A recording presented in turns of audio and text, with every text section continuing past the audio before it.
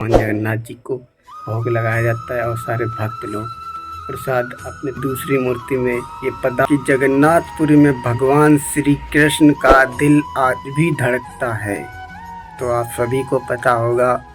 और क्या जानते हो, वहाँ पे जब भगवान को भोग लगाया जाता है तो हाथ की हथेली में जल लेकर जब तक परछाई नहीं दिखती है तब तक भोग नहीं लगाया जाता है जगन्नाथ जी को। तो दोस्तों, आज के इस वीडियो में जानने वाले हैं कि भगवान जगन्नाथ मंदिर में कि भोग की प्रक्रिया कैसे होती है और कैसे लगाया जाता है भगवान जगन्नाथ जी को भोग। दरअसल दोस्तों, माना ऐसा जाता है कि भगवान जगन्नाथ का दिल जो कि भगवान श्री कृष्ण का है आज भी धड़कता है। और महाभारत के युद्ध के बाद भगवान श्री कृष्ण यहाँ अपना देह त्याग कर दिया था, जिसमें पांडवों ने मिलकर भगवान श्री कृष्ण का अंतिम संस्कार किया था। और उसमें बचा हुआ जो उनका दिल था वो समुद्र में बहा दिया गया था। और वो मिलने के बाद उसको एक लकड़ी के उसमें रखकर उसको मूर्ति का रूप देकर जगन्नाथ मंदिर में रखा गया था। बहन और भाई और भगवान श्री कृष्ण, यही तीनों लोग हैं जो कि जगन्नाथ मंदिर में रखे गए हैं। बहन सुभद्रा, भाई बलराम और प्रभु श्री कृष्ण, इन तीनों की मूर्ति स्थापित की है जगन्नाथ मंदिर में। जगन्नाथ मंदिर की बात करें तो यहाँ के रहस्य बहुत हैं, बहुत से ऐसे कारण हैं जो कोई नहीं जानता।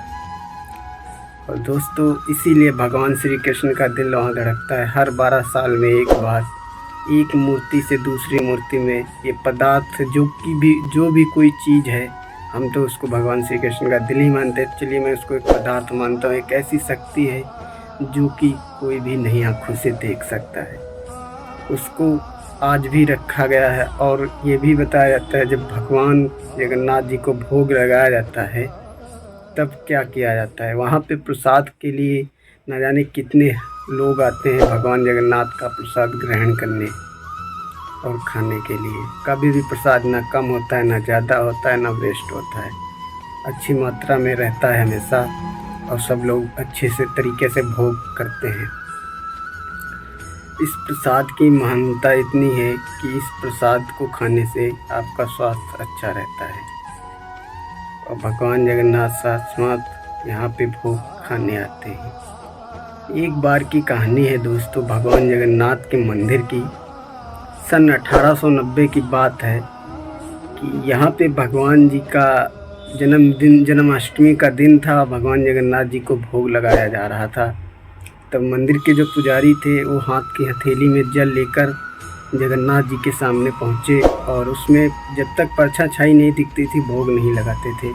परंतु उसमें उस दिन परछाई नहीं दिखी। तब ये बात राजा तक पहुँचाई गई। तो राजा सोच में पड़ गए, कहने लगे भगवान को क्या हो गया, क्यों नहीं आ रहे हैं। मैं भी नहीं करूँगा, अन्न त्याग कर दूँगा जब तक भगवान की परछाई नहीं दिखेगी। तब राजा जो थे उस मंदिर में ही बैठे बैठे उनकी नींद लगती है। तो उनकी नींद में भगवान जगन्नाथ जी आते हैं और कहते हैं, दरअसल मैं उस दिन था ही नहीं मंदिर में, मैं एक कुटिया में गया था, वहाँ पे भोजन ग्रहण कर रहा था।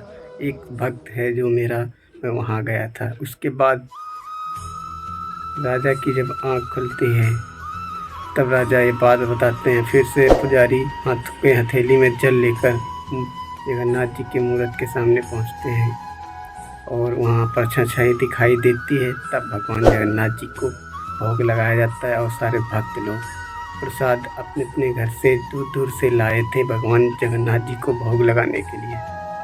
तो दोस्तों, कुछ ऐसा हुआ था उस दिन सन 1890 में एक भक्त के साथ जब मंदिर में भोग लगाया जा रहा था।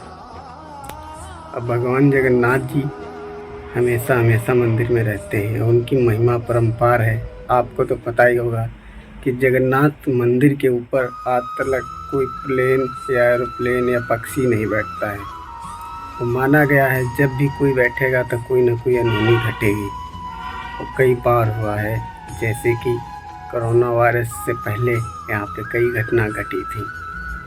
और वहाँ पे एक वृक्ष हुआ करता था, वो भी चला गया था। ऐसी बहुत सी कहानियाँ हैं, बहुत से रहस्य हैं जगन्नाथ मंदिर के।